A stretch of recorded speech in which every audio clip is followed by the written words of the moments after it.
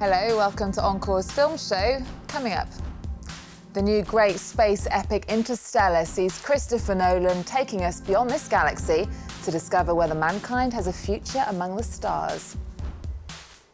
Benicio del Toro stars as one of the world's most deadly drug lords in Escobar: Paradise Lost. And our French pick of the week is Francois Ozon's The New Girlfriend. And for all that, we're joined by film critic Ben Kroll.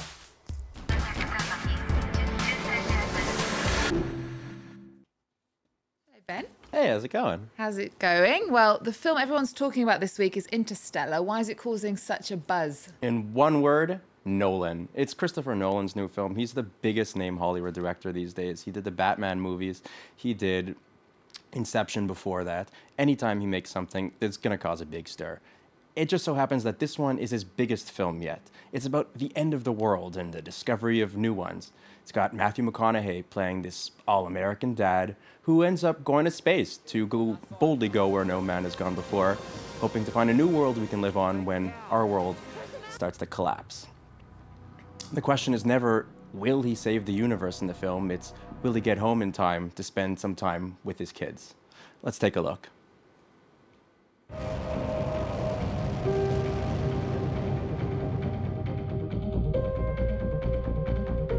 This world's a treasure. It's been telling us to leave for a while now. Your daughter's generation will be the last to survive on Earth. You're the best pilot we ever had. Get out there and save the world.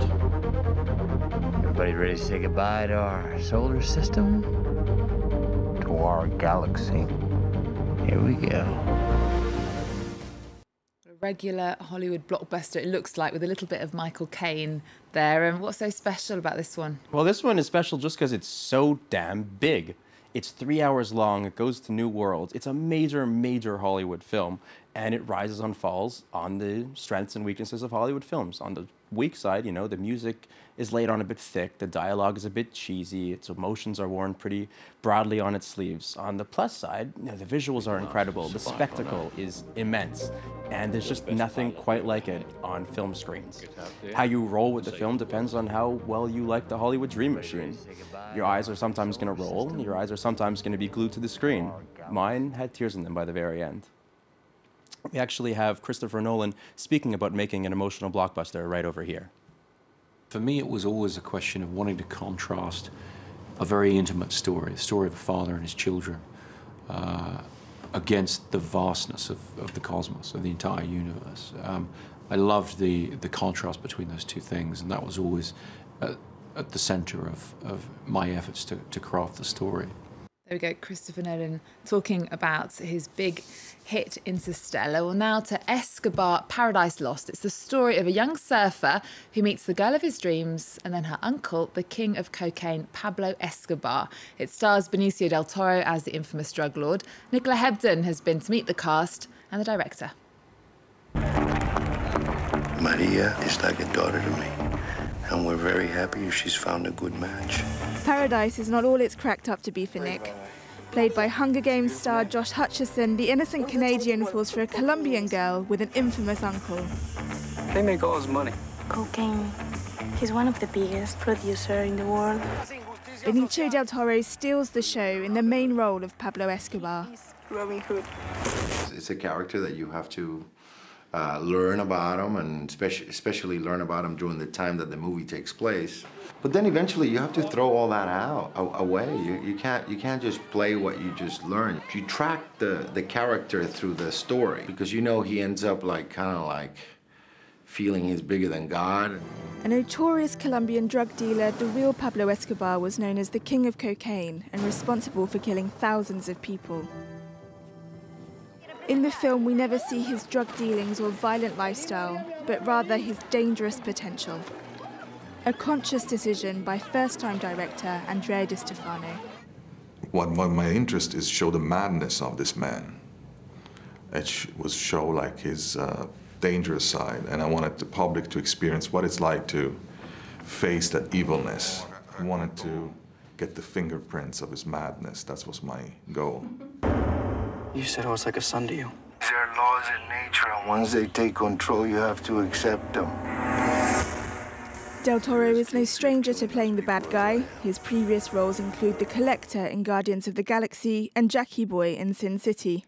Movies are like good against evil for the most part, you know? It's like, if it wasn't for the bad guys, I'd be the good guy. So it's nothing in you, not a little bad streak in you that attracts you to these characters? Well, you know, I don't know. How bad? At his peak, Escobar was thought to have been the 7th richest man in the world. Despite his death in 1985, Colombia's struggle with cartels continues. Understand? No one escapes Pablo Escobar. Such a good villain for television, and I'm quite surprised there haven't been more films about him. You'd think so, right? It seems like Escobar is the perfect bad guy. He was a real guy who was filthy rich, filthy evil. He had a tan and a mustache. He seems like the perfect movie villain. I think that it's been 30 years since the actual man died. Time for real-life scars to heal. I think in the coming years we'll see him sticking up the big screen a lot more. Yeah, I think so. Okay, well, to our French pick of the week, very different. It's called The New Girlfriend. Tell us some more. Yeah, well, The New Girlfriend looks a lot like the old husband in the cheekiest film released this week. It stars Anaïs de Moustier, as a young woman in mourning. Her best friend just died. She goes to pay a visit to the widower, the husband, played by Romain Duris, to find him dressed up like a woman. It seems that Romain has always been a cross-dresser, but his grief has made it take on an extreme new dimension.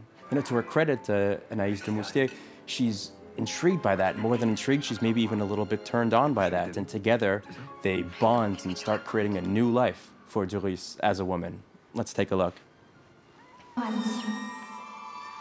Je serai là toute ma vie pour veiller sur ta fille Lucie et sur son père David. En fait, je t'ai pas dit, j'ai eu David. David? Ouais, comme tu l'appelais pas, je l'ai fait.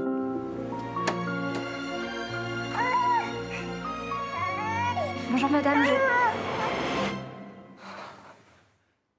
It's like a little bit of a thriller, is it? It's not at all. It's from the director Francois Ozon, who is likely to mix with Hitchcock and Almodovar and Douglas Sirk. He mixes lots of different tones, and the tones don't really gel together in the movie. At some points, it's aiming for huge melodrama. At other points, for broad comedy, and other points for really just camp. You know, there's shots where they're sitting there mourning the dead wife, and then in the next shot, they're shopping, listening to pop music while Britney Spears plays. It never quite comes together, but the performances are exquisite. Okay, well, let's move on now to the British film 71. Why is it called that? Well, it takes place in the year 1971, which was the year before 1972. 1972 was the greatest and bloodiest year in the Northern Ireland conflict, the Troubles, as they were called. So calling this film 71, saying, well, this is what led to 1972, is like if you named a film 38 or 13. Let's take a look.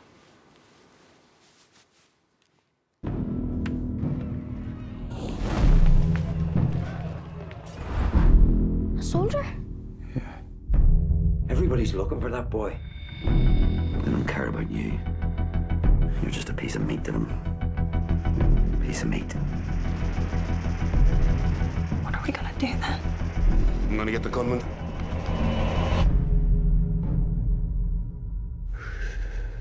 And we're gonna kill him. Where is he? Tell me!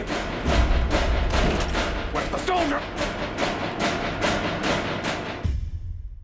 So tell us a little bit more what the film's about. Well, what's amazing about the film is it deals with so many subjects. It deals with IRA officers and British Army officials and the class system and civilians, both Protestant and Catholic. But it tells this amazing broad story through the eyes of one British soldier. The story is really about this one young British soldier who gets caught behind enemy lines and has to struggle to get back to his base. At the same time, Protestant militias are out to kill him, and Catholic militias are out to kill him. He can't trust anybody. There's double crosses. It really is a thriller, a very, very engaging thriller that has amazing real-life, historical, and political overtones. What's remarkable about the film is the way that it juggles those political overtones, those historical notes, with just being an amazing action thriller. it's proof that you can have a film that is thrilling, a film that is exciting, but that doesn't pander down. And you can have a film that is historical that isn't overwrought and weighted by its own self-importance. And there's so many films about the Troubles. Give me one reason to watch this one in particular. I'll tell you one reason, so you can say to your friends, I was right. The film stars Jack O'Connell, and he's really primed for big things. In a couple of years, you'll turn to your friends and say, Jack O'Connell, I knew about him in 2014.